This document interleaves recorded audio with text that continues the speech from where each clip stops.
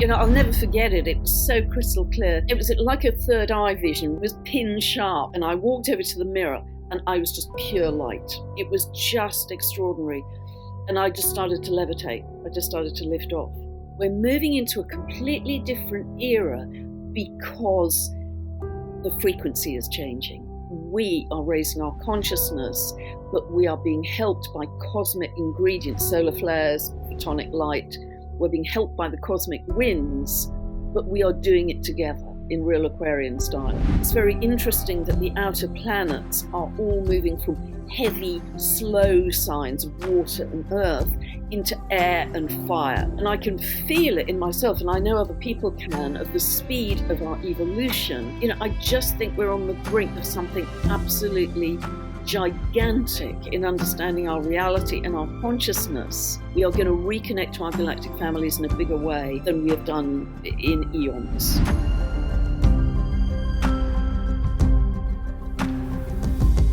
The moment our Earth is moving through a particular area of space where it moves every 12,000 years, give or take 500, where we move through what's known as the photon belt. And these are very concentrated, high-frequency energies that we absorb. They're absorbed by the Earth and they're absorbed by us. And they essentially help us to birth the light body, to shed density, to shift from carbon to crystalline. So we've got that going on. We have many astrological indicators as well. We have planets leaving, the outer planets particularly, leaving signs and re-entering others. Over 3 years, from 2023 to 2026, we have Saturn changing sign. Obviously, it does that fairly regularly. We have Uranus. We have Neptune. We have Pluto. Also, if you're looking at the dwarf planets, which are another octave of consciousness, and that's another indicator of this evolutionary shift, you've got several of those actually changing sign, and they have very long orbits of normally around about 300 years. So Manwë has just changed sign. Sedna, which has an 11,400-year orbit, has just literally entered Gemini, just starting to enter Gemini. And that is huge. 11,400 years. And that's really indicating not just a transformation, but a metamorphosis for humanity. And so what we're really looking at is energy, physics, cosmology, astrology. And also, if we look at ancient prophecies, the ancient Hopi prophecy very much talks about this time. And I think many of us, frankly, can simply feel it. If we look also at something like the solar cycles, we have an 11-year sunspots at solar cycle, and we're currently in solar cycle 25, and that has been pulled back into 2024 as its peak. It was supposed to peak in 2025. We are going through an absolutely extraordinary level of solar flares right now. In the last 36 hours, I think we've had something like 13 M-class flares and 3 X-class flares in the last 36 hours. If you go back to 2018, we didn't have a single M-class flare the whole year. That's how different it is. So if we're looking at So we're looking at the ingredients for our evolution, we've got this very high frequency plasma, essentially, that we're experiencing and absorbing and assimilating, going through the photon belt. And then the other set of influences are the solar flares that are bringing information from very, very far places in space. And both of those are key evolutionary ingredients for our evolution. And then you put that together with the astrology, and also, we dive deep into the archetypes of the astrology that are changing sign. That speaks of metamorphosis as well. But I think, frankly, we're all just feeling it, that we're becoming more psychically sensitive, more telepathic, more sensitive to nature, more loving, want to come together as one humanity. We have a greater sense of one consciousness. And so, and it's fast, Amrit, it's so fast. And I will let you speak in a minute. But, for instance, a month or so ago, I was sort of struggling, as many people were and still are, with sleep issues because of the solar flares, because you feel you're either plugged into the mains or you're exhausted, but you can't sleep. so chronic fatigue, but also insomnia at the same time. So it was very disruptive to sleep because there's no dress rehearsal in how we absorb these completely unfamiliar solar flare energies. And yet, even a month on from that, I can sleep through 3x class flares and all these M class flares like a baby. So somehow there's been a shift unconsciously, a shift for me and many other people, that what was once disruptive, if we're able to raise our frequency, becomes surfing of a wave, because we are upshifting in our frequency as like bodies, essentially.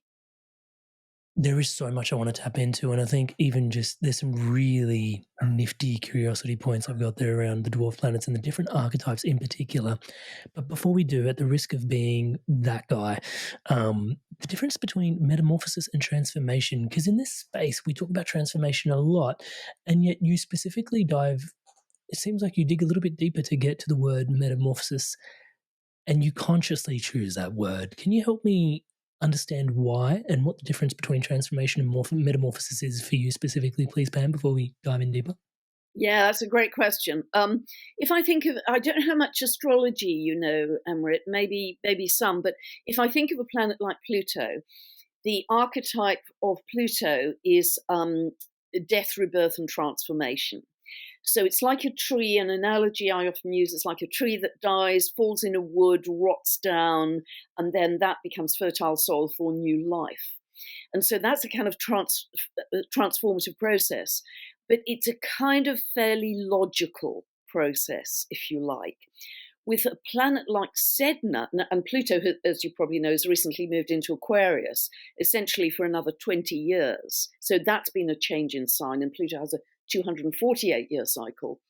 But it is in direct aspect to trine to Sedna. Sedna, the myth of Sedna, was that she was an Inuit goddess, and the variations in the myth, but one aspect of the myth certainly is that she was kind of sold off by her father into an inappropriate marriage, and so he gained financial reward essentially for selling his daughter into that marriage, and she was very abused in that marriage.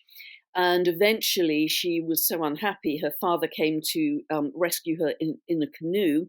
A big storm blew up, and to save himself, her father threw her out of the canoe. She tried to hang on with her fingers. Yeah, it's not a great story. Tried to hang on with her fingers, and he chopped her fingers off. He doesn't come out of this world. If we're thinking about the patriarchy, and selling on daughter, as it were, for material reward, sovereignty issues, and also betrayal of the patriarchy, saving self, service to self versus service to others. Anyway, Sedna in the myth floated down because she couldn't save herself. She floated down to the deep, and her fingers transformed into beautiful sea creatures of turtles and whales and dolphins. So that, I would say, is the difference. She became a completely different species: turtles, whales, dolphins.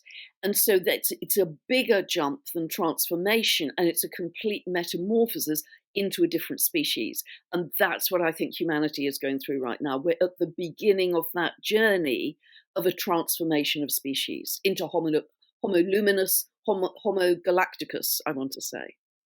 Yeah, it's thank you so much for sharing that. And I honestly, I'll just say it now, please don't hold back any of the punches on the myths, because listening to you share about mythology is just beyond fascinating. And I remember listening into, I can't remember which video of yours it was, but it was describing the roots of astrology in some way. And it's currently dated to where Mesopotamia, but maybe it goes back even further, and likely it does. But you were describing we didn't have TVs. So can you tell us a little bit about, I'll just leave it there and then you can pick it up. That was so gorgeous to think about. Yeah, I mean, in recorded history, it is said that it began really with the birth of and this is very much, I think, our current paradigm, seeing it this way. Ancient Mesopotamia, the birth of civilization, when writing and that kind of thing started, arithmetic started to begin. But because the people 6,000 years ago in ancient Mesopotamia, which sadly now is modern day Iraq, they didn't have televisions, computers, any of that. So they were just open to the skies. So that was their entertainment, watching the planets move around the skies. And they told each other stories about the gods that lived on the planets, but they were highly observant in how they noted the movements of the planets. And those stories are the myths that I use every day today, 6,000 years on, as my bread and butter astrology, which is just mind-blowing, isn't it? Absolutely. So thank you to them.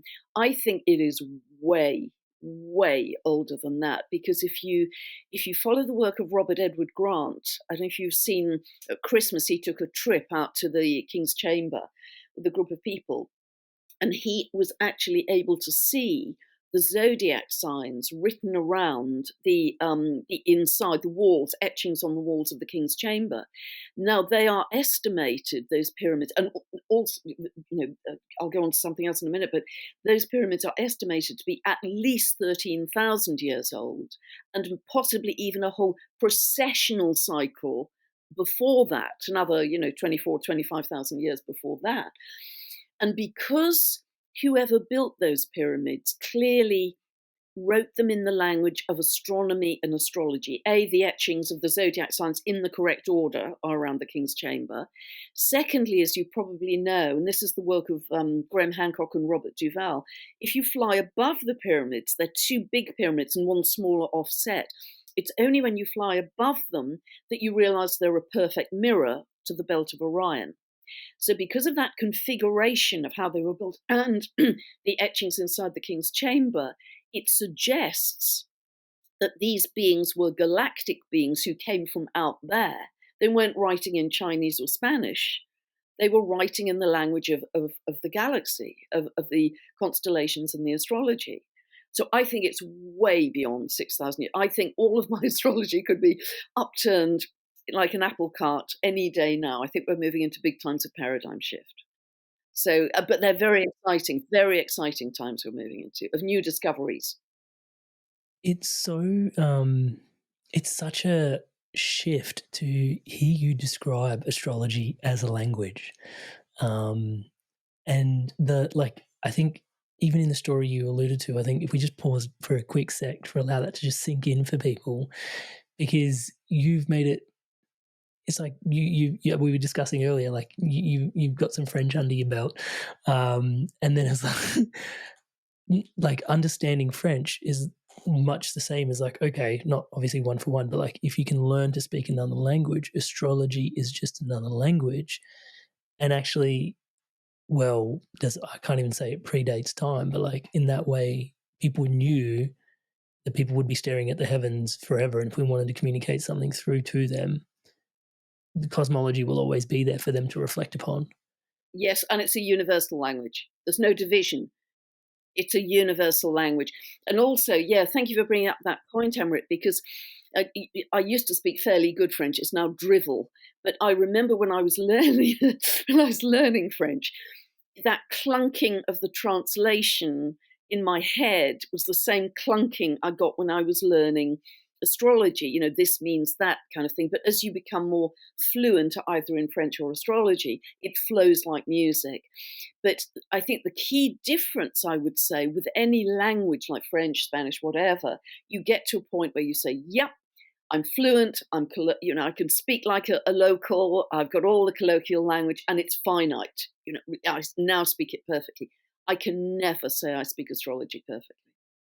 I learn something new every single day, even after lifetimes of doing this. And I know I've had other lifetimes doing this. I can never say, okay, I've cracked it. I know it all. It is an endless journey. I learn something every day. And particularly at the moment, I mean, it's kind of over the jumps, new stuff coming in every day. So it's immensely exciting and way more complex than learning just a regular foreign language because it's so infinite. Yeah, there's some part of me that always remarks upon that. It's like some of my favorite pastimes, meditation. at what point are you a master? Like, you never master. you just keep going, and just more stuff keeps opening up to you. Music is another one of those things. It's just like, do you clock music? And it's like mathematics, another one of those things. It's like, do you clock mathematics? And it's like, no, you just keep learning more and more and more. And it seems like astrology, as you're alluding to it here, is just another one of those things. It almost seems like all the things that are profoundly sacred actually are on an infinite timescale. Would you say? Yeah, I really feel that. We have so much to learn, Amrit. I think, and the ancient civilizations were way ahead of us. I mean, even the way they built the pyramids, and Machu Picchu. I saw a documentary some years ago. They were trying to replicate the building of Machu Picchu with sort of diamond cutters and lasers, and they couldn't do it as well as it was built. All those thousands of years ago. They couldn't get a knife blade in between the stones. So we are barbarians in our supposedly sophisticated civilization today. I think even the animals and the trees are ahead of us. We're playing catch up. So those ancient civilizations have so much to teach us. And one theory about the Egyptian pyramids is that they certainly weren't rolled, with slaves being whipped. It's just bonkers. One theory is that the stones were actually made molten, made more malleable, like plasticine, and pushed together so they're perfectly aligned, so you can't get a knife blade in between. And that's how the measurements are so absolutely precise. And possibly that's how the etchings happened. If we look at the beautiful work of Veda Austin, where her thought becomes imprinted as the crystal in the water. If the stones were actually molten, could you imprint thought, i.e. the zodiac signs, inside the king's chamber? That's one theory. I mean, we don't know.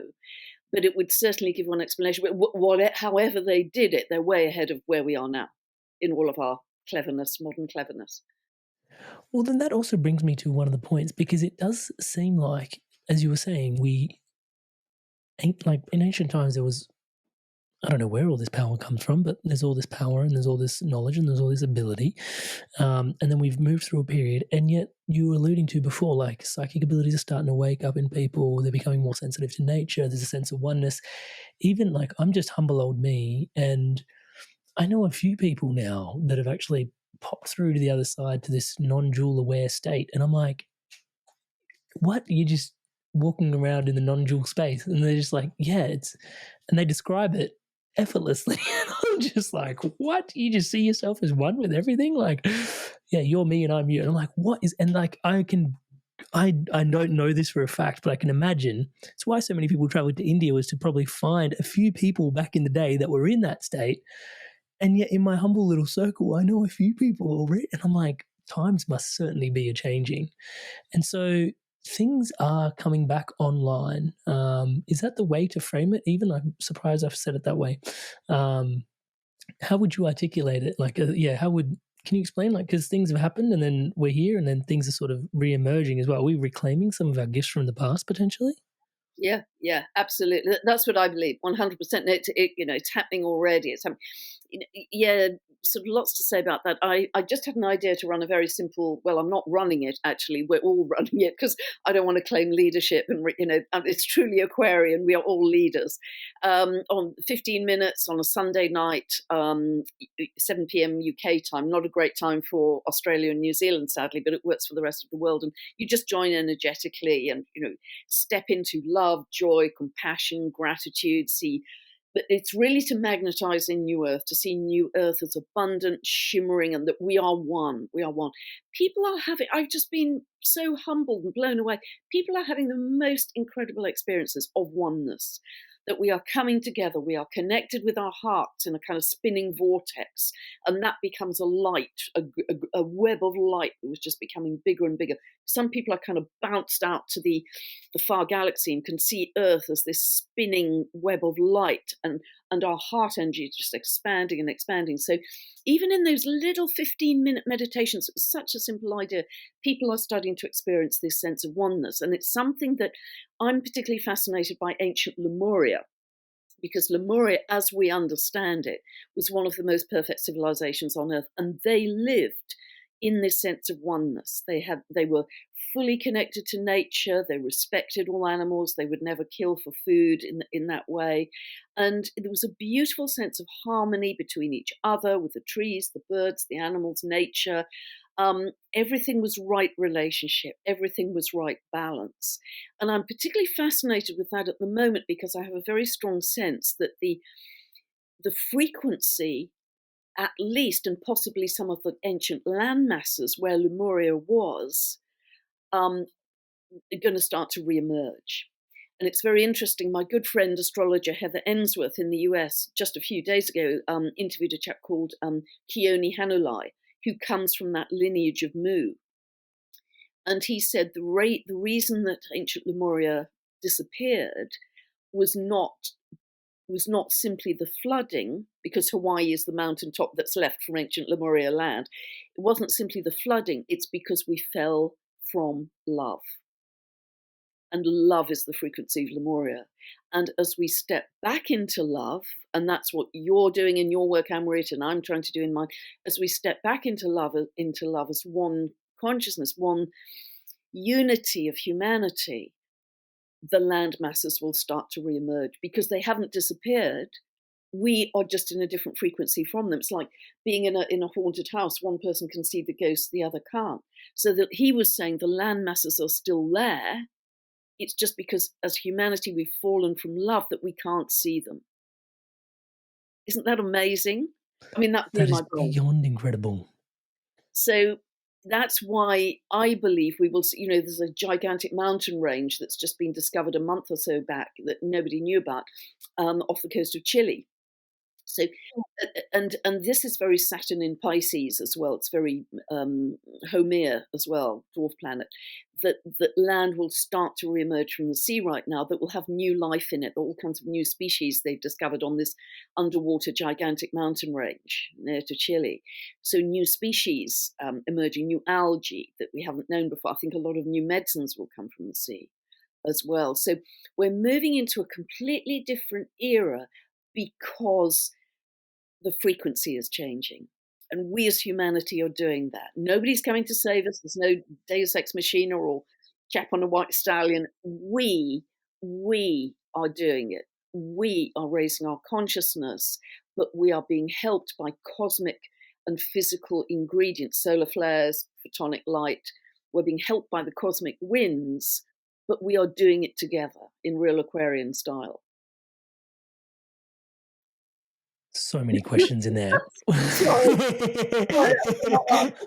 One of the low-hanging fruit ones is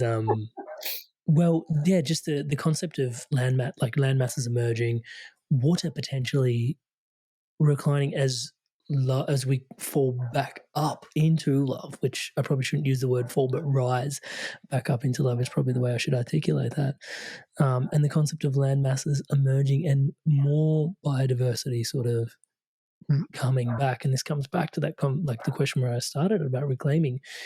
It's really interesting because you look around and from a science sort of level, there is so much, the water levels are rising, cities around the world will be submerged.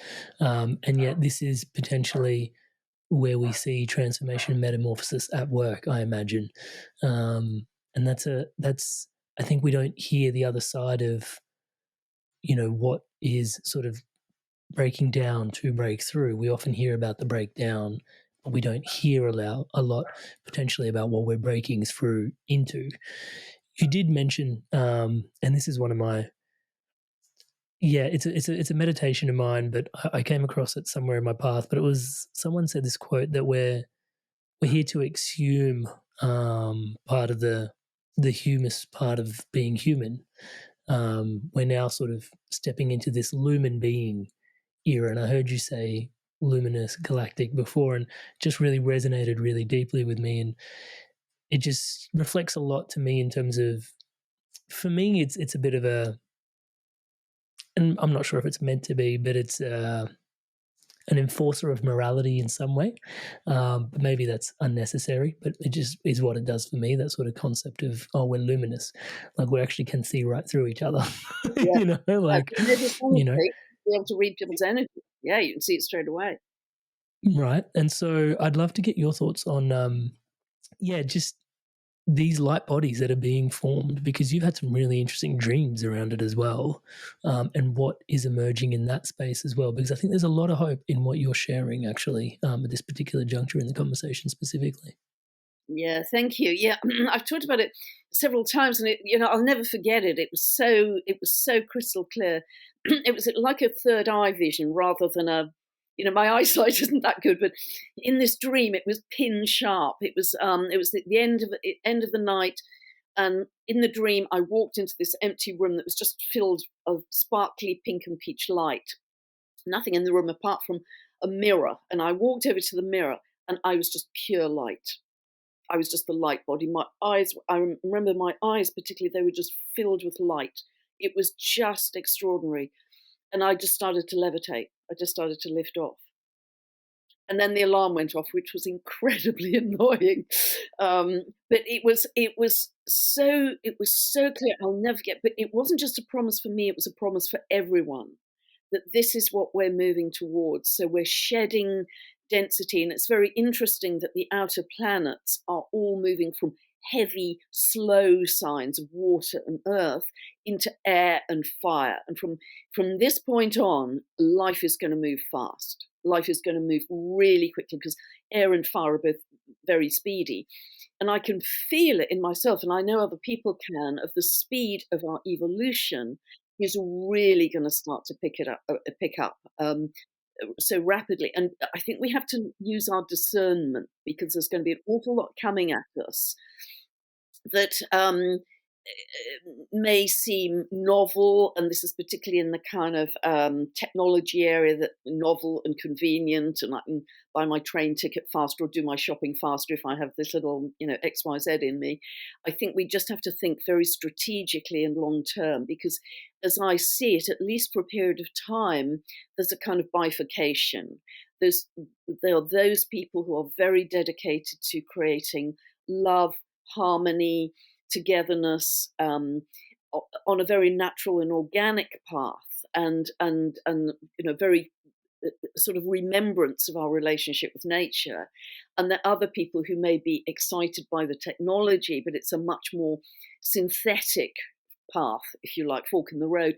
And we choose those individually. Nobody forces any of us onto either path. We choose the fork in the road by our frequency. We self-select them. And so, but I think for those people that certainly I like to spend my life with, and hopefully, follow my videos, there is so much hope. There is more hope now, even though the world seems very grim, than there has ever been for humanity. That's my feeling. If you watch the nightly news, you'll think that woman, Pam Gregory, is just full of, fairy tale gossamer. They would, because the nightly news is full of drama, colour, fearful stuff, scary stuff. We know that. I've got a plant there now instead of a television, but don't watch the news, because even if you think you're not taking it in, you're kind of in a slightly submissive state. It's very easy for that information to hypnotize you and take your frequency down, which of course could perhaps be the purpose of it. So stay awake, focus on what you want, focus on simple stuff that brings you joy, because you will amplify, you will magnify those things in your life that bring you joy. Laughing with a friend, hugging a tree, listening to the bird, simple. I'm a simple bumpkin. I'm not a complex being. It's the simple stuff that everybody can do. But if more of us did that, then life would be much more joyful day to day. We wouldn't be talking about the gloom and doom. We'd be hugging and laughing and coming together. And what can we create? Can we find some land to grow some vegetables together? It's a totally different mindset, I think, of we're not waiting, we're creating. That's the mindset. We're not waiting, we're creating. We're coming together as one humanity. We are not going to make a pig's ear of the biggest evolutionary jump that's being offered to humanity right now. It's a fantastic, but it's moving quickly. You've got to get aboard the train quickly. Hey, your Inspired Tribe. I want to take a quick sec. I wanted to share something today with you that is really dear to my heart, and it's actually what keeps the entire ecosystem around the Inspired Evolution thriving, my one-on-one coaching. So it's basically coaching that helps you live a spiritually aligned life. I coach people from all different types of walks of life. These people are leaders and they're looking to have an incredible spiritual impact in the lives that they're leading for themselves, and then also lead in alignment to their values. Now, you don't have to take my word for it. Here's a few people that have also transformed through my coaching, and here's what they have to say.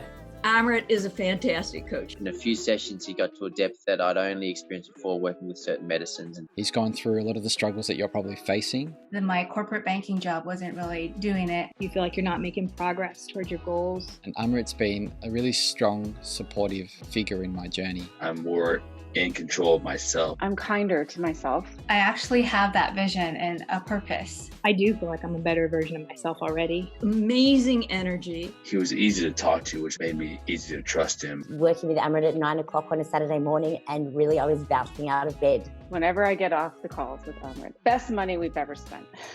I would not recommend him because I don't want everyone to know about him and then I won't be able to book him. If he gets too busy, I won't get my turn. I would say absolutely. There's no way you can work with Amrit for a period of time without being transformed. So if you're considering him as a coach, do not hesitate, because you won't be disappointed. As you guys can see, there's a lot of people all over the world from all these different corners experiencing incredible transformations. I don't think, if I can say humbly myself, that there is anything quite like this somewhere else online. Most people that, have channels that, grow and grow and grow don't really focus on one-to-one offerings. I have just found that it is the most profound space where you can bring yourself in a private container and really just share what's going on for yourself. And if you want to book in for that call with me, touch base, it's www.amrit.coach/life. That's www.amrit.coach/LIFE. There is a link in the show notes below to book in that call. And yeah, if you want to take your journey further, if you want to dive in deeper and you really want to live a spiritually aligned life, if it's for you, please do check it out. And without too much further ado, once again, for your spirit, for yourself, today's podcast.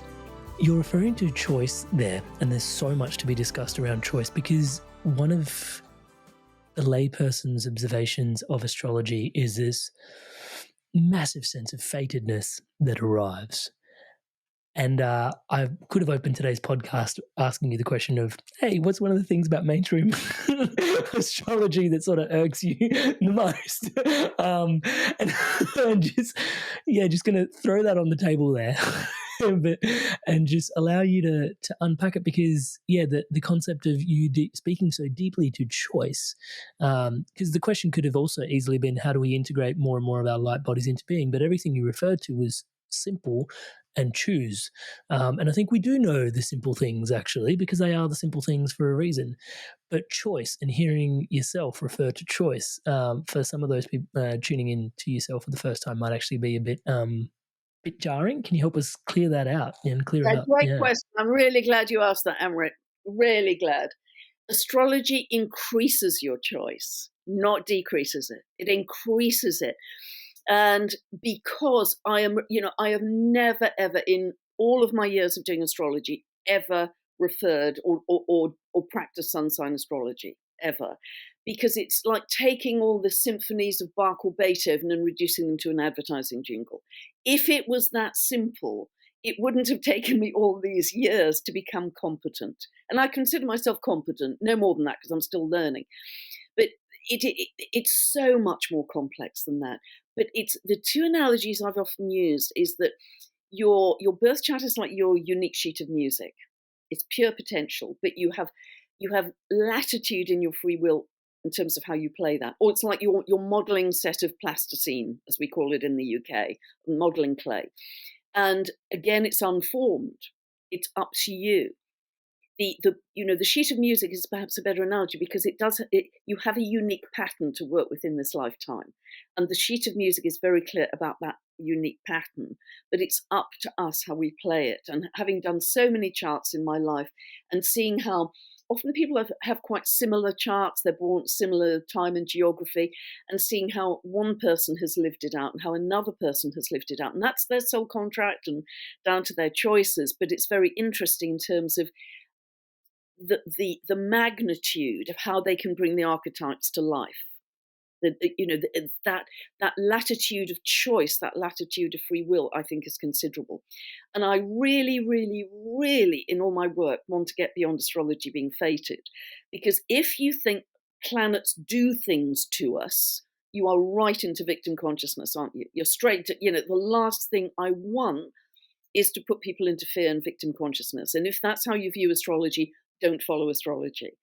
What I'm saying is these are giving us strategic tools, because it's explaining the cosmic winds for particular periods of time, when it's most appropriate to go for an opportunity, or where it's a time where it's better to work hard, keep your head down, then you get your reward at the end, whether it's giving you a time of big evolutionary jump, which can be individual as well as collective. So it's like a cosmic weather forecast. And so if you watch the cosmic weather forecast and you know there's a big rainstorm coming, you now have a better informed choice of what clothes do I wear today? Or do I even go out? Do I stay at home and avoid the rainstorm? Or do I take my umbrella and my rubberware and go out in it? But at least I have a more informed choice than if I hadn't watched the cosmic weather forecast. So I kind of view it in that way, that it enhances choice. And it really, for me, is not just a practical framework for life. It really helps to take us to a soul level in what the purpose of this incarnation is for each person. And I feel that, and I did a deep dive when I wrote my second book about the nodes of the moon, because they're very prominent in Indian astrology, but at the time, it's very little. When I was learning astrology, nobody ever talked about the nodes, ever. So that can really help to give you your compass needle for your soul's path of growth in this lifetime, deeper level than the personality. So it's so powerful. And I feel that when astrology is seen as fated, it makes it so small, and it makes the person's consciousness shrink into victim. It's a tool for empowerment. I'm a warrior for this. I absolutely love it. There's also something going on at the moment with, I think you said Chiron, and actually victim consciousness is actually being, the analogy I kind of got, you didn't use these words, but it's kind of being scooped up out of us at the moment is kind of the vibe that I picked up. But yeah, maybe you can articulate that a little bit. Yeah. It's interesting. Particularly people who've been born since around the 1960s, because Chiron has got quite a long orbit, sort of 51, 52 years. They would be born with Chiron in Aries. Now, the sign where Chiron sits in your chart is your original wound in this lifetime. And the keywords for Aries is I am. I have a clear sense of self. I know who I am. I know my center. I exist. People with strong Aries energy tend to live in the present moment. They're just very simple, very clear. I know who I am. Fine. But the wound, if you have Chiron in Aries, if you've been born since, sort of mid-60s, they would have Chiron in Aries. So the early wound would be in the I am. And to translate that, very often in early life, those people feel, I don't have a right to exist. For either family reasons or cultural reasons, I don't have a right to exist. I believe Gandhi, I'm pretty certain Gandhi, a great Indian leader, he had Chiron in Aries, and you can see culturally with the great British Empire why he would feel, I don't have a right to exist. And yet that is meant to be turned into leadership. And what has been happening over the last few months, and it's still pretty much exact, it's very close, but it's been Chiron, the transiting North Node and transiting Chiron have been together. And so therefore, the transiting North Node collectively is our collective path for soul's growth. And the collective path for soul's growth right now, in recent months, has been, let us purge that sense of I don't have a right to exist. And particularly around the total solar eclipse in Aries on the 19th of 19 degrees of Aries, and that was on the 8th of April. That was an amazing opportunity for people to purge this victim consciousness, particularly oddly if you lived in America, because I'm trying to explain this sort of simply without getting lost in the weeds, because transiting Chiron was coming back to 1776 Chiron position, which was the birth time, the 4th of July, 1776, birth time for the US.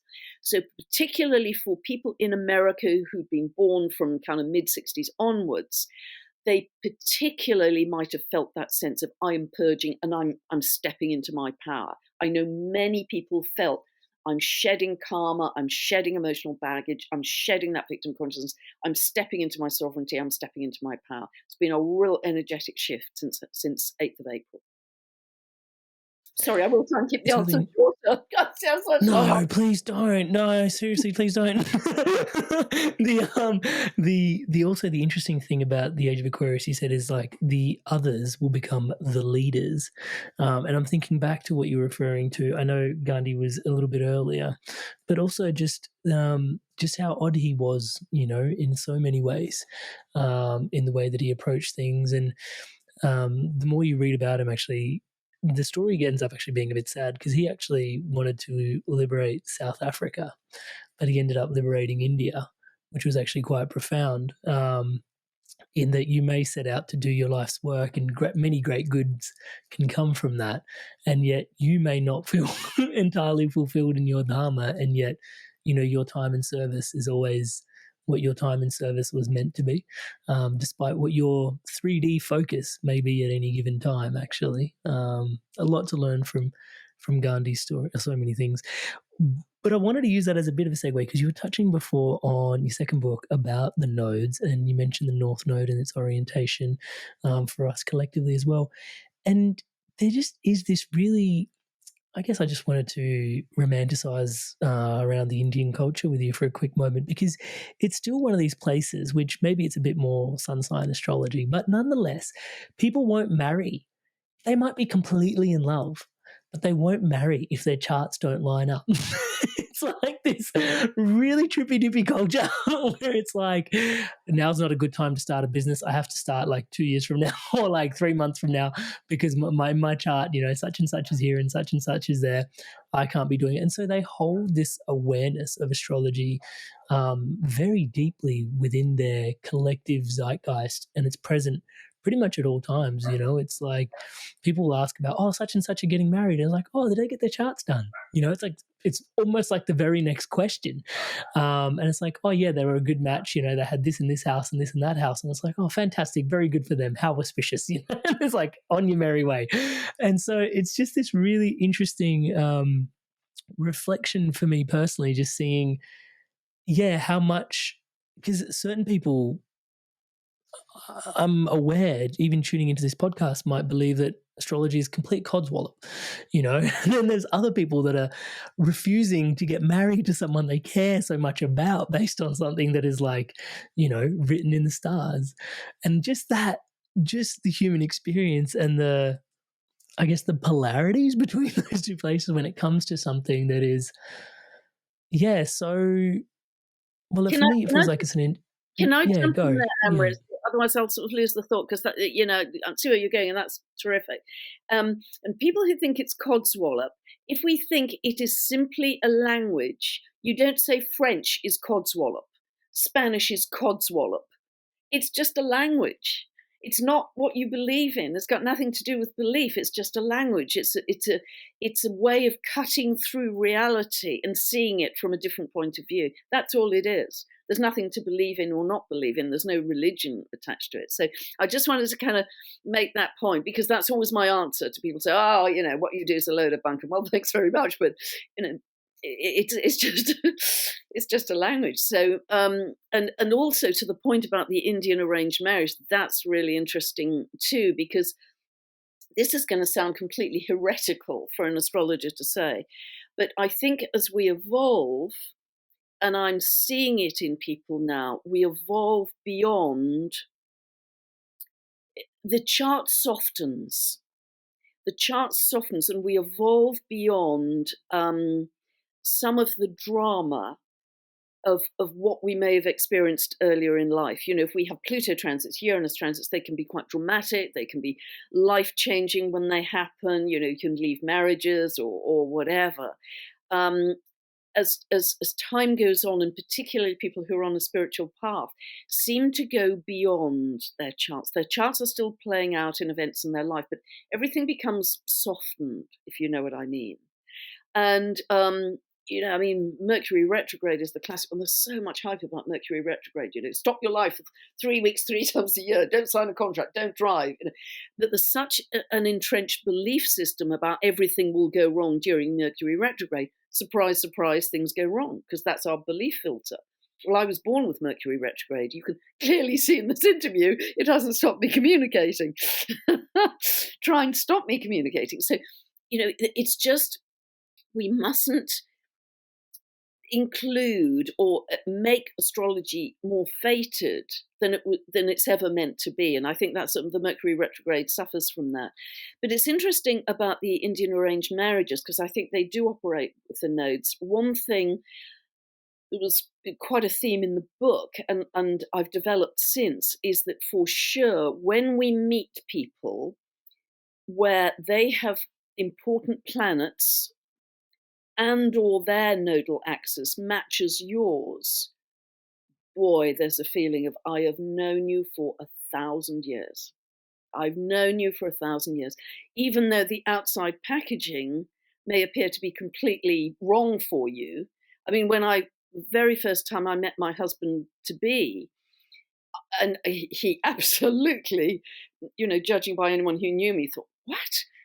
But there was such a sense of, yes, and it did turn out to be a what, but there was such a sense of, I have known you for 1,000 years. I know we've had past lives together. I absolutely knew, and could, you know, remember some of those. And the dance had to go on. The dance had to be completed and the wounds released and that, you know, that pattern closed with that soul, as it were.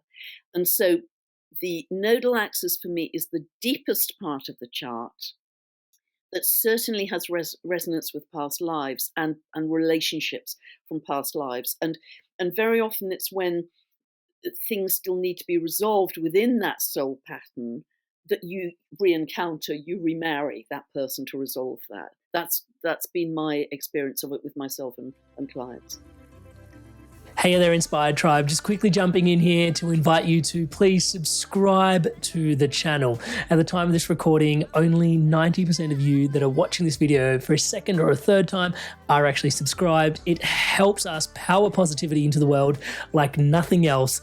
It is your subscription that does that. So please take a moment to find the button. It's down here somewhere, right there or there. Please hit subscribe. Back to today's episode. It's quite profound as I start to visualize some of I don't know, I see it as in bands almost, like there's the pure potential that is us, and then we step down into this like quantum probability, and then we emerge in this like 3D reality to play some of it out. And I'm not sure if that's correct even, but it's kind of what visually arrives for me. Maybe you can speak to that and help me clear up some of the stuff. I've got it a bit muddled. Yeah, Amrit, thank you. Because I think I even, as part of a video, I mentioned that yes, I think, you know, we have infinite potential in the universe for sure. And when we incarnate into this particular life, we've then got this particular unique birth chart. And that steps down the infinite possibility into a set of probabilities. You know, for instance, I was unlikely to be an astronaut or an engineer because I have no Earth in my chart. So I'm terribly impractical. It's quite funny. It's almost a dyslexia how impractical I am, but you know, that's fine. That's why I'm. So it steps down from infinite potential into sets of probabilities that show your gifts, your strengths, your challenges for this lifetime. And then, yes, we then take those archetypal patterns and we turn it into a life as we move through our lives. And particularly as we grow up and become more conscious, it's our frequency interweaving with those pillars of meaning, those archetypes of meaning that produces our lives. That's how I see it. So I absolutely see it as you describe it, as a stepping down from, quantum soup, infinite possibilities, into specific patterns of probabilities for this incarnation, and then the manifestation of how we live that through our frequency. Yeah. Okay, so we've expanded the conversation around what astrology is and also what Pam's interests are. Whoa. And so from there, even before we started today's podcast, you're like, oh, Amrit, I've been researching and going down some interesting rabbit holes. And not to put you on the spot, but I'd love to sort of just explore candidly what are some of the things you're researching, and what are some of the curious little rabbit holes you find yourself down these days? Yeah, I'm just way out in space at the moment. I'm just at the beginning of two rabbit holes that I know will connect. These two rabbit holes, and they haven't connected yet, but I know they will, because when I'm sort of electrified, I know I've got to follow that. One is about the heart. The heart, as we know now, isn't a pump. If you listen to Dr. Thomas Cowan talk about this, it's not a pump, it's a vortex. So many things in nature are vortices, aren't they? But to move beyond the kind of pink, puffy Valentine's card romance, the heart is our largest electromagnetic organ. And therefore, I believe our heart is actually our connection to the cosmos. Lee Harris has talked about this with the Z's. When he was channeling the Z's, it was just that one phrase, that it's our connection to the cosmos. But I actually think it's an electromagnetic, scientific electromagnetic connection between our individual hearts and the cosmos. And there's something that's also linked to the birth chart with that, our unique signature. And in addition, what I'm exploring is, and I'm just, again, at the beginning of this rabbit hole, is water. I think water is more primary, more fundamental than we have ever understood. And Veda Austin, her wonderful work, refers to water as God consciousness. And I'm absolutely with her on that. But I think where I'm at is water is absolutely everything. No life exists without water. And water simply takes different forms. As we know, it can be steam, it can be ice, it can be liquid, but it's even bigger than that. But water is source itself, with a capital S, that has the divine intelligence to manifest into all these different fractals, expressions of the one consciousness. But it's something also to do with the movement of water through the heart, I think, and I haven't cracked this, and I'm not a scientist. I don't have a scientific background at all. But there's something to do with the structure of the heart and the way water moves through the heart. I'm on that rabbit trail right now. And I haven't got a neat conclusion, a neat phrase that can say. No, it's brilliant. It's really interesting. I'm interviewing another gentleman named Konstantin Korotkov, who I've had on the podcast a few times, and he's been the gentleman responsible for helping Joe Dispenza and Lynn McTaggart. I don't know if you know Lynn's work, The Power of Intention. And Joe works very well. And Joe, he creates all the his workshops. Yeah. Oh, sorry. Yeah. So he creates all the scientific sensors that can actually measure the powers of intention and all this sort of stuff that actually picks up on.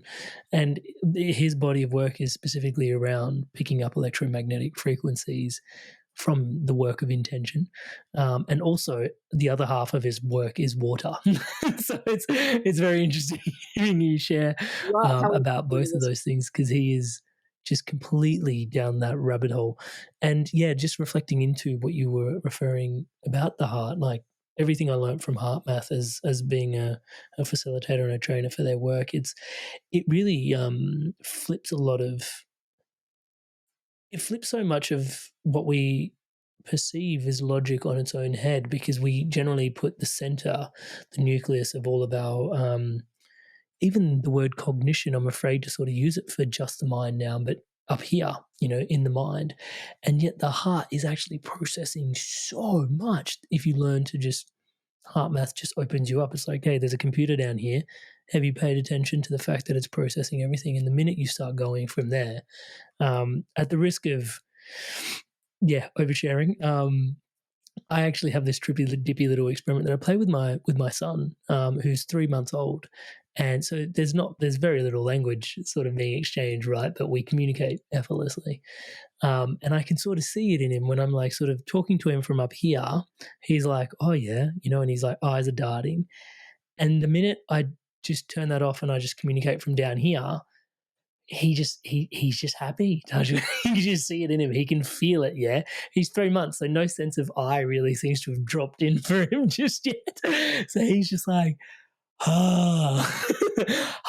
It's just this really, really touchwood, trippy, dippy, glorious experience that I'm just having an experiment of my own. And really, thank you so much for sharing your rabbit holes and what you're exploring.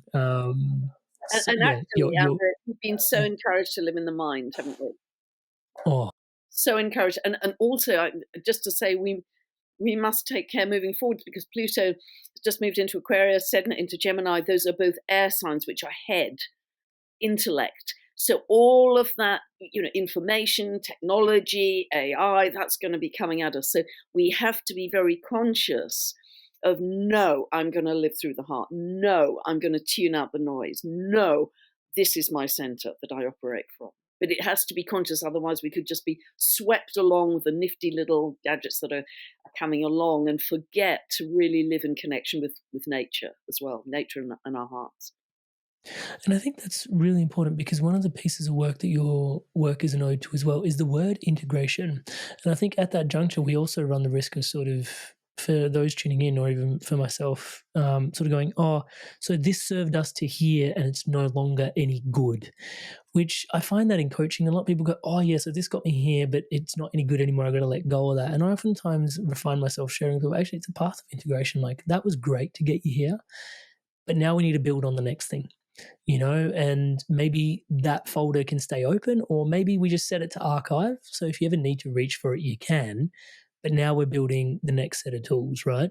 I'd love to sort of get your thoughts on, because we're going through all these shifts, but everything that's sort of gone through for the last little while, even just the structures and the hierarchical structures and even the paternal structures, they've all served a purpose, right? To build us up to where we are now. Yeah, and that's very clearly signed astrologically by Pluto moving out of the last few degrees of Capricorn. Capricorn is top-down structure. Historically, it might have been the church or an autocratic monarchy, and I've looked at those historical cycles.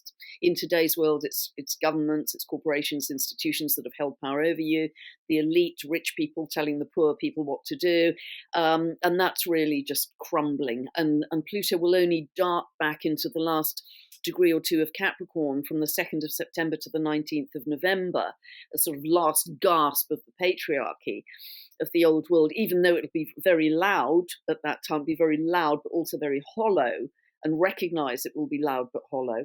And then 19th of November, Pluto is fully in Aquarius for 20 years. And that's really the beginning of a shift of the power to the people, to a much more horizontal structure in society, grassroots up, communities, collaborations, people coming together as a tribe, a soul tribe, one unified whole. So historically, when I've looked at that as Pluto's moved out of Capricorn into Aquarius, which is the process we're in right now, there's been a total reformation around socio-economic and political structures, and that's what we're going to expect. So just let it crumble. Don't give life force.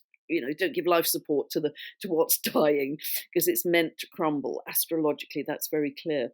But so yes, we're having to integrate these changes very quickly, but surrender, I would say, surrender to the energy, surrender to the light, surrender to the solar flares, because if we resist them, we're actually fighting against an evolutionary ingredient. So even if you can't sleep, welcome them in. Thank you, solar flares. Thank you for upgrading me. Even though you're ragged, thank you. Try and welcome them all in, because we know we're on this fast track ascension is what we're experiencing. And the end point of that is unimaginable, because we've never lived it before. We've never been in that state of being as humanity before. So it's allowing and surrendering and making it smooth, because anything that you resist will persist in an uncomfortable way. So that's my feeling. Try and just soften your response to things, soften your response to challenges, soften your response to physical disruptions like insomnia. Just try and soften your flow through life. And I use Ho'oponopono quite a lot to soften any challenges with my local neighbor or whatever, that kind of thing. That works miraculously well. Yeah, thank you so much for that. I love that prayer. I found myself saying it today. It just naturally tumbled out. I love you, thank you. Yeah. Please forgive me, I'm sorry. There's a particular point here where, there's this energy of learn to go with it a little bit more instead of forcing your way around, so much. And there's a big part of, you've got a few golden rules, but one of the big ones is that everything's kind of happening for you. It's not happening to you. Can you help us unpack that a little bit? I think we've been speaking about it a little bit, but let's speak right to the heart of it. Yeah, thank you for that. If you have a feeling that life is happening kind of at you, then you're straight into victim consciousness. I'm always a loser. I always have these struggles. Nothing really flows or works for me. If you can start to see, okay, if this was happening for me, what would the lesson be? So it gets you to think more deeply about whatever that particular experience is. Think more deeply about, I know there is a golden thread in this. I know there is something for my benefit. Now, what is it? Am I not being empowered enough or sovereign enough, or, whatever it is? Am I going over the same old ground, old patterns, whatever it is? And once you perceive the lesson, you can easily see this is happening for me. Because if that experience hadn't happened, I might have missed that lesson. So it's that kind of shift from victim to empowerment and understanding the lesson by thinking more deeply. Because everything I think, almost the more uncomfortable the experience, the greater the teaching it will give you. Going through a marriage breakup or something, or an awful illness, is pretty hideous. But so often people come out the other side. I mean, look at Joe Dispenza's work. His spine was crushed. He was told he'd never walk again. He was going to have dozens of operations repeatedly on his spine. And look where he ended up in terms of that terrible event, but seeing it as this is happening for me in a way I can't fully perceive yet, but I'm not going to take the obvious conventional route. I'm going to dive deeper, which indeed he did. I think for about 9 weeks, he meditated on a perfect spine, and then it was completely healed. No surgery. It's so incredible feeling into that. And also the concept of, we sort of touched back off of water a little bit, but you mentioned water is God consciousness. Huh? Yeah. Can you help us unpack that a little bit further as well? Because I've read into some places where, water wasn't actually indigenous to Australia. Sorry, I'm just thinking Australia indigenous. They go hand in hand, those two words, very well together. But so indigenous to Earth, and that actually it's sort of landed here. But also feeling into your work, you've described water as, it's coming from out there into in here as well.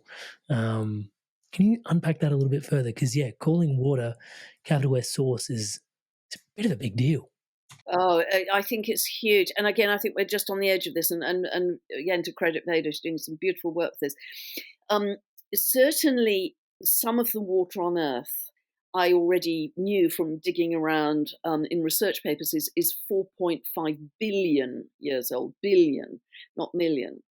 That you and I are drinking today, Amrit. But when I spoke to Dr. Jude Currivan, who was a very much respected cosmologist, she said some of the water on Earth is older than our sun. And that's kind of, kind of falls out of your ears. It's so old. It's beyond boggling. That's but what's wonderful is that water is sort of coming down to us because stars apparently just kind of explode into water. They throw water into the atmosphere, and that comes down to us. Everything filters down to us as rain. And of course, you drink it, I drink it, the indigenous people, trees, slugs, snails, mosses, plants, animals. and it's a constant connector, recycled connector. And so it's a great unifier for humanity because we're all consuming the same water. And if we are by molecular count 99% water, then we are just bags of water, essentially, that is constantly being recycled. But water is also extremely sensitive in being imprinted. And Veda wouldn't want the word imprinted, I think, but imprinted by our thoughts. I mean, in her early work, she was doing very, like Masaru Emoto did as well, send love to the water and you get beautiful crystallography, which is exquisite symmetry. If you send hate to water, it's all distorted and ugly patterns. So Masaru Emoto got that far. So Veda and her work has certainly sent ideas to water. And initially, yes, it was a kind of mirror response. But now she's actually having conversations with water.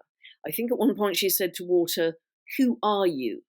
And she got 3 letters, "I am." And she said, yeah, amazing. And, "Who am I?" she said. And she got the crystal of exactly how she writes her initials, VA. And I think I'm representing her work correctly. So it isn't just a mirror image. There's a conversation that's happening with an intelligence that's being held in the water, an intelligence. So what is water? And we know that water holds memory. And so all of the ancient knowledge of ancient Lemuria, Atlantis, even perhaps before that, is still held in the water. So how do we start to access that ancient knowledge that you and I are drinking every day?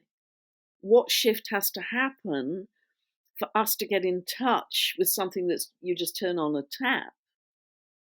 How do we access that ancient knowledge that's held in the water that we know is held because the water holds memory? I mean, because water is memory, yeah. Sorry? Yeah, because water is memory. Sorry, I butted in on. No, that's fine. I just think it's huge. I just think we're on the brink of something absolutely gigantic in understanding our reality and our consciousness. And Veda is a real pioneer in this, of what actually is our reality. Are we simply fractals of the divine intelligence of water? And water is the original divine intelligence. Hey there, guys. Quick question at this particular juncture. How do you perceive astrology when it comes to fatedness, free will, determinism?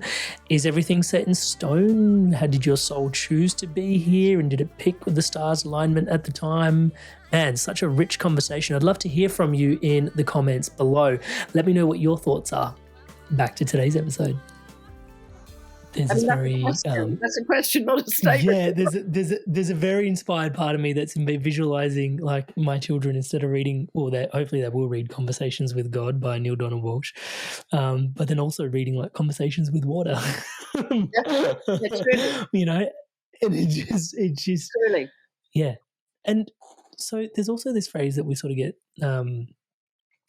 like that, like if all of humanity was a book and all of our existence was a book, we are literally in like what we currently see is, the last couple of 100 years and the amount of technological innovation we've gone through is like a page compared to everything that we've previously experienced. And yet our biology has remained much the same up until this point. But then also, thankfully, hopefully today's conversation is illuminating for some of us that actually our biology is existing not just as this standalone sort of piece of machinery. It's actually receiving a lot of cosmic intelligence at all times, upgrades, inputs, outputs, and all this sort of, we're much larger than we think we are, and we're also much more insignificant than we think we are in other ways as well, which you got to love how the left brain logic mind really struggles with that. But that to sort of say, with all the advancements coming through, back to what you're referring to about the Lemurians, because it is hard to visualize where we're going, is that the closest sort of pairing in your mind for where you think what it's going to look like? Or can you speak to what you potentially feel like the future might look like? It is. Yeah, it is, because that, as I understand it, was the most beautiful, harmonious, loving civilization there. that existed. As I understand it, Atlantis got into a bit of trouble with incorporating technology and blending technology with humanity.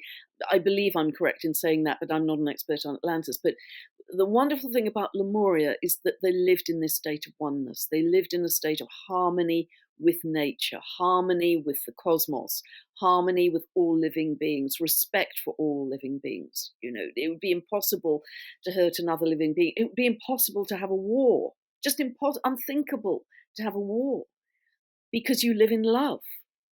That's where we've got to get to. So, you know, the terrible atrocities that are happening in wars today, which is just absolutely incredible in this 21st century, but it isn't the people that drive the wars, it's the leaders that drive the wars. But we have to get to a state of consciousness where that is just unimaginable. You know, we're not doing that. Nobody's turning up. Nobody's going. War isn't going to happen. That's where we've got to get to. And that's my aim with my work in whatever small way I can. If I can help people get to that point using astrology as my language, then that's my legacy. And I will feel very happy with that legacy. I feel quite emotional now, but I will feel very happy with that legacy. But it's a great question, Amrit, because some of it is just because we've never ever lived to the degree that we are going to live. I think even 10 years down the road, and we're going to get bigger and bigger glimpses of this as we move forwards, particularly 2025 and onwards, bigger and bigger ideas. But we are also creating it as we go. We are creating the higher timelines as we go for a consciousness that has never existed to the level I believe it will. So we've got no reference point. You know, so Lemuria is as good as I can do today, but I think it's going to go galactic in a much. We are going to reconnect to our galactic families in a bigger way than we have done in eons. And that's really exciting, because in those simple 15-minute meditations on a Sunday evening, more and more people are seeing that hundreds of tall, loving galactic beings are coming in to support our efforts to create a better world, to create a new earth. And that's, you know, and so many people are having these synchronicities, the same visions, the same images. You know, it's really beautiful, really moving, actually. And the beings arrive when our receptivities are open to them, I'm probably imagining. And then in there, there's something that you hold really dear. And actually I share a kinship for it, but I'd love to sort of hear your thoughts on this concept of holding sacred space. Because it is, I feel like it is one of the most loving acts you can do, and the segue is that we're talking about love. So that's where it came from me. Sorry, I probably need to articulate that a little bit. But yeah, I'll stop articulating there and let you pick it up from there. Yeah, and it's something that's sort of grown over time. It's a lovely question, Amrit, because I instantly think of the archetype of Chariklo, who was the wife of Chiron in myth. And she is very related, I believe, to that Buddhist silent, eternal state of being. She's very related to helping in the transitions from life to death, moving the soul on. Through the death process, but she's also very present in transitions of consciousness. And I remember as a younger astrologer, if I had a client, I don't do client work anymore, I don't have time, but when I was younger, I'd be so excited about the astrology that I'd try and point things out to clients. Look, it's a Uranus square your sun, that's why this is happening. But actually, it's much more effective to let that land in the client's own consciousness than me trying to dictate it to them. So as the time went on, I realized it was much more helpful for the client if I just asked questions about particular kind of inner processes and experiences they'd had at particular times in their life, particular dates when I could see Uranus square their sun, for instance, and just sit and wait almost for the penny to drop. And you could almost feel the kind of clunk, clunk, clunk, clunk, as they went through those processes, thinking, my God, yeah, that's the same pattern as that, and the same pattern as that, and that, I was abandoned then, I was fired then, my husband left me then. Boom, same pattern repeated over and over again, and I went into victim. So just by, it took more skill and maturity, but by asking the questions and making it specific to time periods and events, you just could then sit there as a holding vessel. And that's one of the greatest powers of astrology, I think, to help the client see in their own unconscious what's maybe been running in their life for many decades, and they suddenly see it with clarity. And therefore they've shifted to a higher perspective, a higher frequency, in order to see that they couldn't see before. That's one of the many great benefits of astrology, I think. You mentioned the word unconscious, and it pulled at this thread for me that I never really realized Carl Jung was an astrologer until I came across your work. Yeah, he did it all the time because it gave him a shortcut to his client's psyche.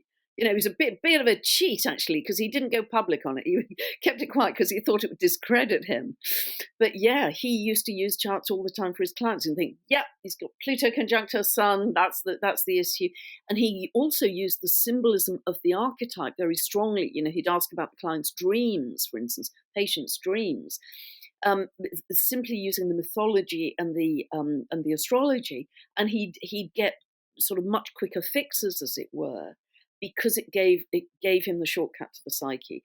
And that's what your birth chart does. And you know, it's just always fascinating for me that yes, it's a map of the heavens at the moment of your birth, but it's also it's your inner imprint in your heart, I believe, for this lifetime.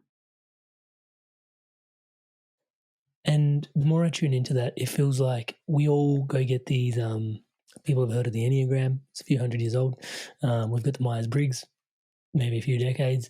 And there's all these sort of personality profiling tools that can be super useful in and out around the workplace that we use. And yet I think just because of the left brain logic, back to what we were saying before, I think people forget that this is a similar, you know, profiling tool, but it's also like it is the profile of your potential, you know, and I think it's really a beautiful way to remember it. And it's been, you know, long before we had some of these left brain logic, like put this in, it's like, actually, this is your chart and this is what you can make of it, you know. And that's just to sort of say, like, if in the Myers-Briggs I get a certain personality spun up, like it gives me, like, you know, 8 to 16 different careers that are good for my particular type of personality, and that's just my personality, let alone, like, you know, my makeup on a DNA level, which, you know, there's plenty of questions to be asked about there, some of the DNA upgrades we're getting. But also just to bring it back to the profiling sense, like it can be so useful to go, oh yeah, like that's potentially what's available for me, and that kind of looks like what I want to do here, or kind of looks like what I want to do with that. So, you know, it can be so useful to remember that, to just, open yourself up to what's possible in terms of where I think we don't necessarily end at our skin, you know, and so many of us still sort of see ourselves that way. Absolutely, you know? Absolutely. Yeah, and it's interesting talking about Myers-Briggs. It's a process I used to use in my work, you know, in a previous lifetime, as it were. It seems like, and so, but that's a kind of very much a personality imposition. You are this type. I am telling you, as a result of what you filled in on this form, you are this type. Astrology, as I'd like to see it being used, and many astrologers share my views on this, this is your potential. What can you grow from this, rather than this is what you are? It shouldn't define you and therefore limit you by the consciousness of the astrologer. It should share your potential like seeds in a garden and say, okay, how are you going to grow into this magnificent dharma that you are meant to grow into in this lifetime? And it's soul-based. And by the way, it's a continuation of your soul's tapestry, your thread through many, many lifetimes. So it's way bigger and it's way deeper, I think. Isn't that so good? Because that's what I was gonna allude to. Like the Myers-Briggs is like, some of the, you know, the Jesuits said it like, you show me the boy before the age of 7 and I'll show you the man. Pardon the stereotypizing of a particular gender there, but nonetheless, you know, I think that's where some of these personality tools currently live. But yeah, like you said, this is your soul potentially chose to come through at this particular time from that sea of potential into probability and experience all this stuff, you know. And then I was waiting for the word dharma to arrive. Here it is. How has astrology informed That's such a loose question, but I'm going to ask it. How's the astrology informed you on your dharma? Oh, massive, beyond words. I don't know who I'd be without astrology. I honestly don't know how I would have made sense of my life, my childhood, my, subsequent relationships, whatever. I think I just don't know where I'd be. I mean, I'm so grateful to it. I'm so grateful to it on so many levels. On a practical level, I've got a constant daily weather forecast, as it were. Not that I have time to check my own chart these days. I'm too busy doing other things. But on a practical level, on a guidance level, on a soul purpose level, on a service to others level, on a connecting with previous lifetimes. Of course, all time is happening now, but previous lifetimes that were leaking through into this lifetime, and understanding those enriched my life immensely. And I tracked them down using the astrology, particularly the nodal axis, and they were enriching beyond words. And so my life is so full, so purposeful, and so meaningful, and I feel very humbled that I was able to come across astrology. I think almost it was given to me by an earth angel, that big Jamaican chap in the yoga class. He disappeared soon after, and I think he was just meant to pop up in the yoga class and reconnect me to this subject. Wasn't his name Star or something? Yeah. It was Asta. I still remember it. I was 21. Asta, which is quite close to Astra for star. It was just crazy. And he disappeared. And I think he was just a reconnector. And I could not be more grateful to astrology for all the gifts it's given me. It's enabled me to have a much bigger, happier, meaningful life than ever would have been possible without it. I mean, maybe I would have stumbled across something else, but I think this was very much my fated path, as it were. My dharmic path. As you're referring to, Asta, for those people that are interested to try and learn more about astrology, maybe it's a nice juncture to also point people to some of the references that exist in your ecosystem. What's the best place for people to start learning and picking at some threads so that they can come to the work in the way that you champion? Okay, thank you. Yeah, simple things. I've got several training videos on my website, pamgregory.com. They go from beginners to advanced. Another, actually, a very good resource is just to watch astrologers on YouTube that you feel attracted to, that resonate. That's a good starting point. There's a very good teaching resource called Astrology University. That's all online. That's run very well by Tony Howard. I believe the London School of Astrology, run by the brilliant Frank Clifford. That's now fully online.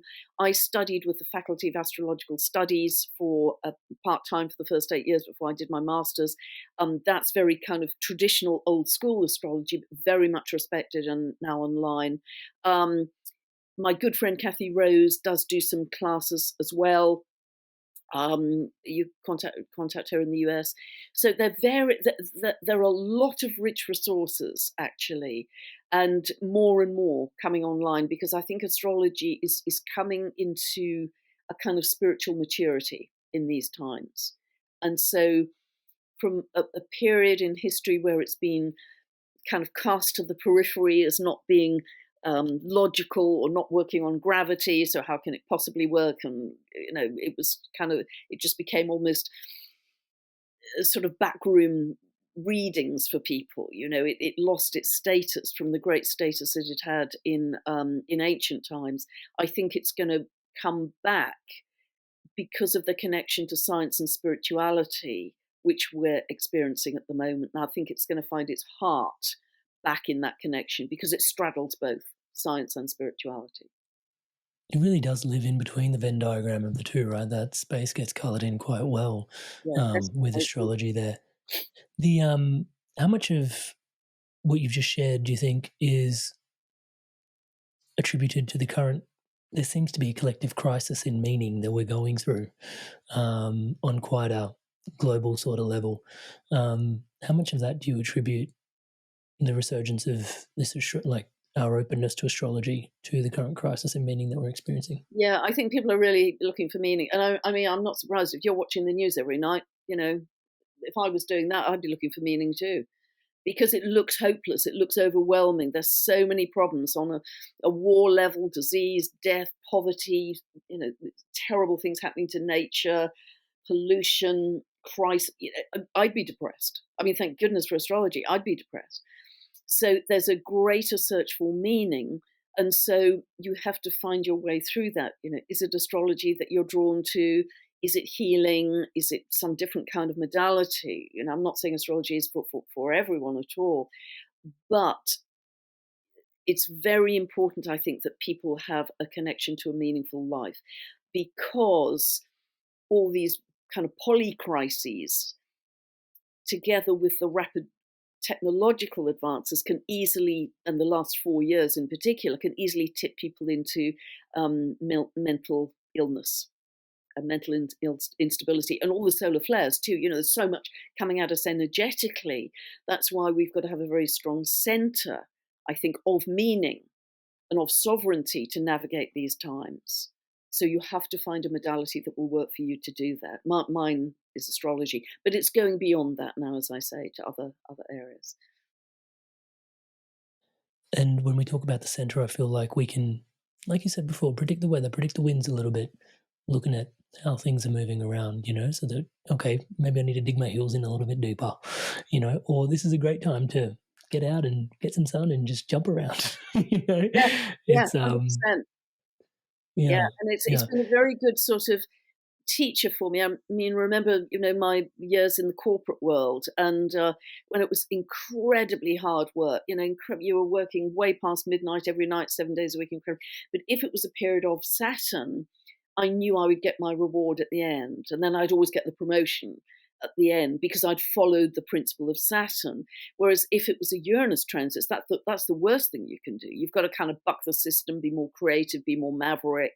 So if you behave during a Saturn transit as if you are having a Uranus transit, it won't work well. Equally, if you're having a Uranus transit, be creative, bunk off work early, go and do something really different. But you're actually having a Saturn transit, that's a disaster because you're likely to get fired.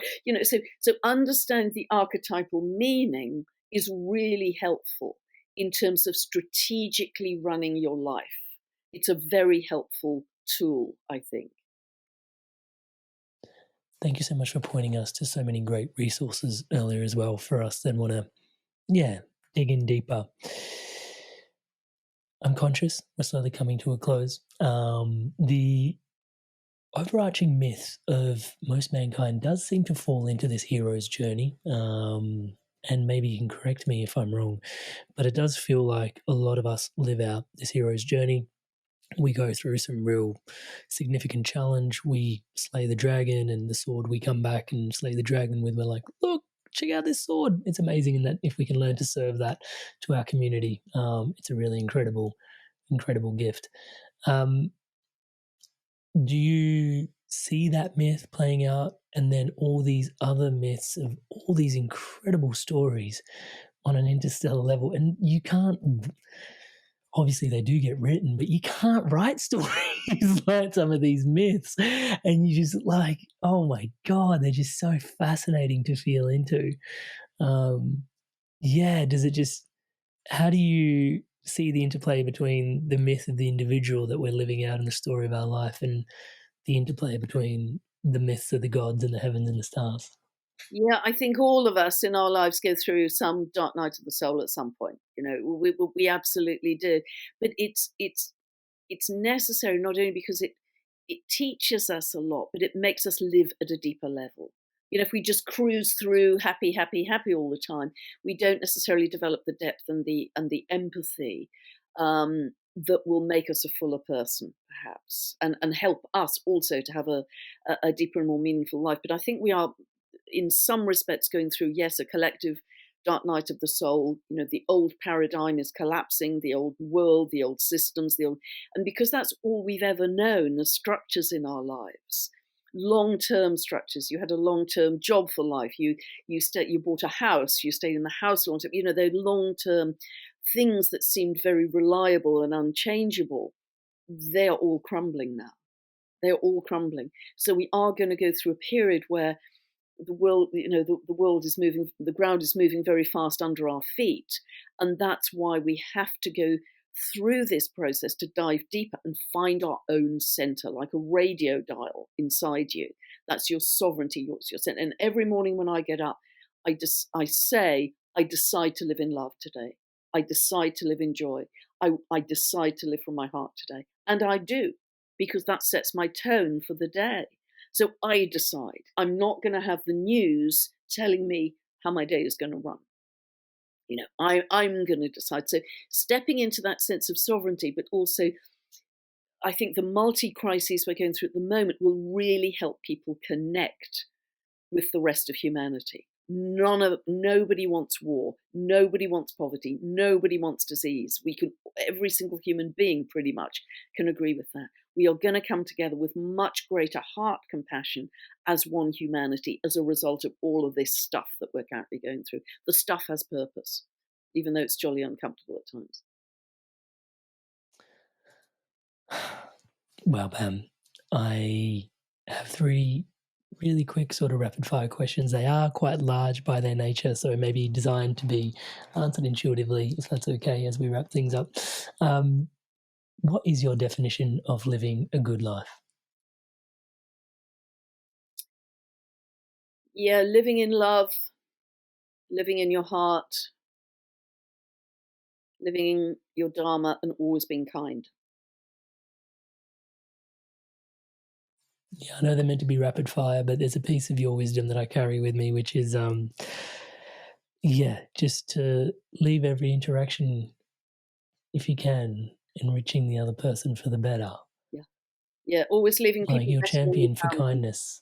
Yeah, is just because every single interaction you have, even with a person in a shop, are you leaving them better than you found them? Did you smile? Did you lift their day just 1%? Try and make it a principle of your life that you always leave people better than you found them. That's how I try and live anyway. I love that.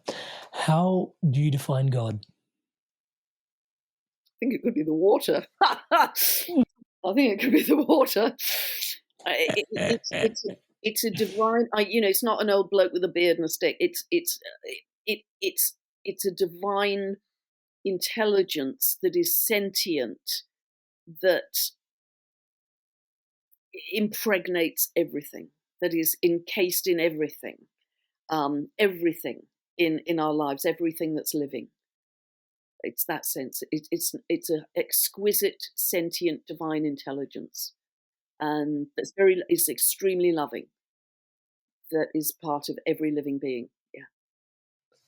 Wow, thank you so much. And what is the ultimate dharma? What is the ultimate purpose of life, in your opinion? I think just to love. Just think to love and live in love. Yeah, I think so. Pam, thank you so much for today's episode and this conversation. It is, as prescribed, it was always going to be multidimensional. And also, I get the incredible opportunity to thank you for today's conversation. And yet, it's just a moment in time. This stands on the shoulders of 45 years of your commitment to the path that you're on, and the numerous upon numerous teachers that have informed you along your way as well. And we stand on the shoulders of all of that in today's conversation. So just taking a moment to really acknowledge you for who you are, and just really deep gratitude for you, Pam. Thank you so much. Really appreciate you.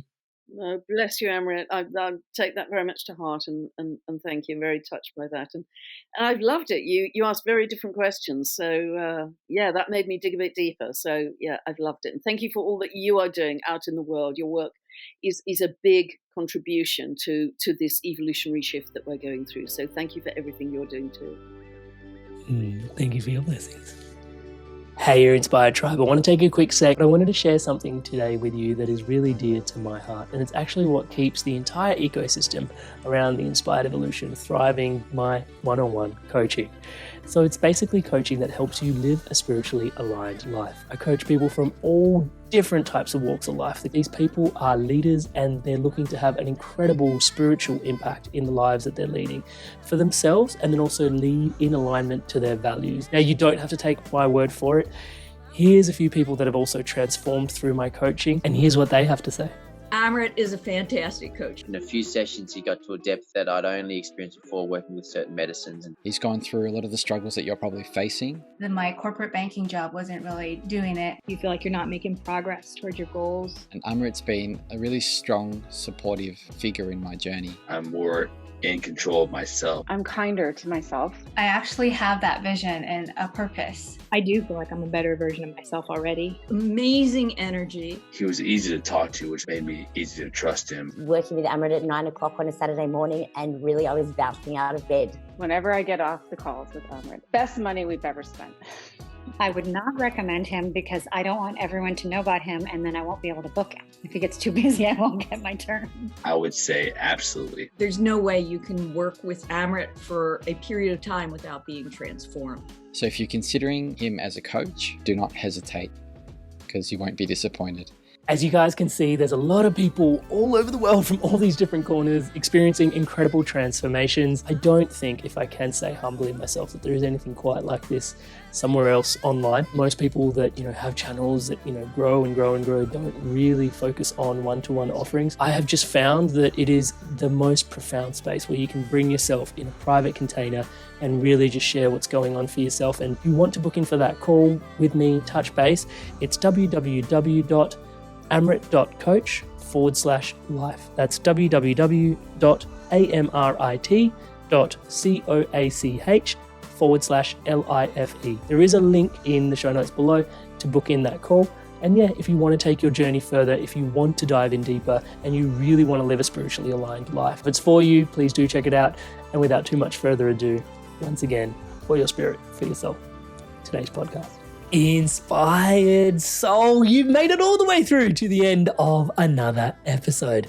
I'm so inspired by your inspirations to stay inspired, to evolve. That's a lot of inspired. To continue the inspiration on screen right now is an opportunity for you to click on the next video. That's the next best thing for you to continue your journey of inspired evolution. And as always, please don't forget, just before you go there, to hit subscribe to the channel to keep the inspiration flowing. And on screen right now are the best options for you to continue your journey to the next episode further. I'll see you there.